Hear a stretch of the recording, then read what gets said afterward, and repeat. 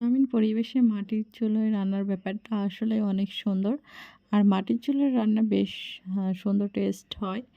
এজন্য আরকি গ্রামের বাসায় এসে হচ্ছে একটু চুলায় রান্নার আ দৃশ্য আপনাদেরকে দেখাচ্ছিলাম।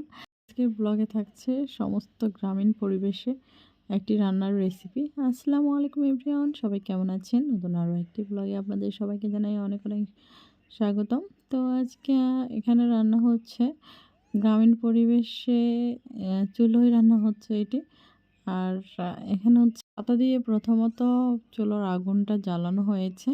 এরপরে হচ্ছে অল্প, অল্প করে খড়ি দিয়ে দেওয়া হয়েছে। এভাবে হচ্ছে রান্নার প্রসেসিংটা চলতেছিল। এখানে মেইনলি রান্না হচ্ছে করলার একটা রেসিপি। তো করলা প্রথমে এভাবে কেটে নিয়ে পানির মধ্যে দিতে হবে একটু সিদ্ধ করে নেওয়ার জন্য, হালকা হলুদ দিতে পারেন।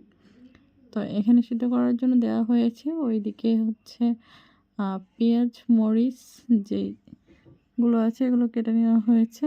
এরপরে হচ্ছে আলু কেটে নেওয়া হয়েছে করলায় দেওয়ার জন্য।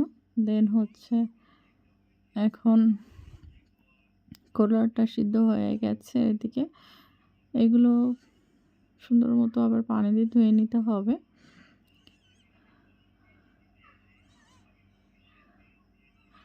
আর এদিকে জিরা বাটা তৈরি করা হচ্ছে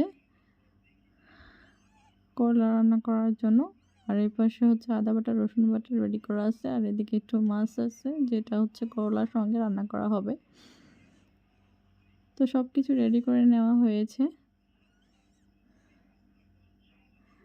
এখন সব কিছু এখানে দিয়ে দেওয়ার পালা। করলার পর মাছ, আলু, তারপর পেঁয়াজ, মরিচ এইভাবে দেওয়া হচ্ছে।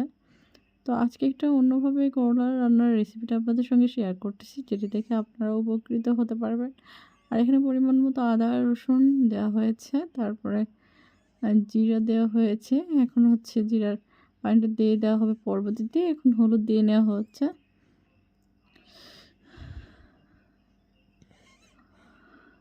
এরপর হচ্ছে এখানে শুকনো গরম মরিচ দেওয়া হচ্ছে পরিমাণ মতো। তারপর পরিমাণ মতো লবণ দেওয়া হবে।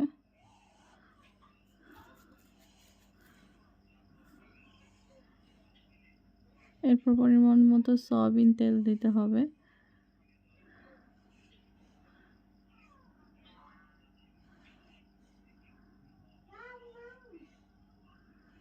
তো এই মুহূর্তে সয়াবিন তেলটি দিয়ে দিলাম। এখন হচ্ছে এটা মাখিয়ে দেওয়ার পালা। হাত দিয়ে সুন্দর মতো মাখিয়ে দিলে এটির টেস্টটা সুন্দর হয়।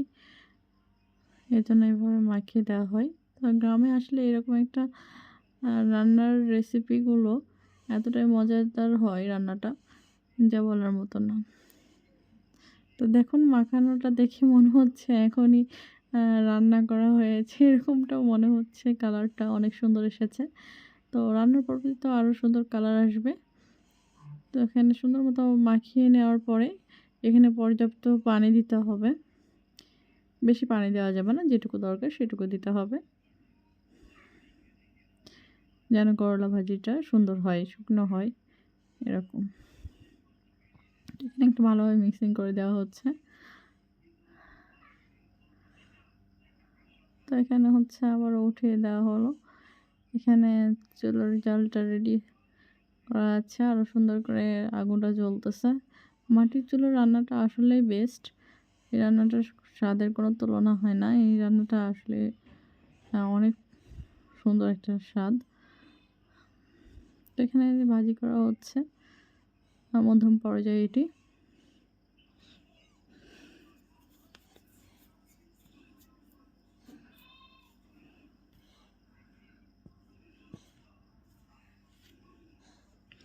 এর মধ্যে আমি একটু ভাজিটাকে দেখতেছিলাম রান্নার হচ্ছে কতটুকু হয়েছে।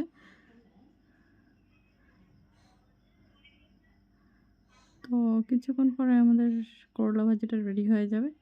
এই যে দেখুন এভাবে হচ্ছে ভাজিটা করতে হবে। অলরেডি তেল এসে গেছে। সবাই ভালো থাকবেন, সুস্থ থাকবেন। আল্লাহ হাফেজ।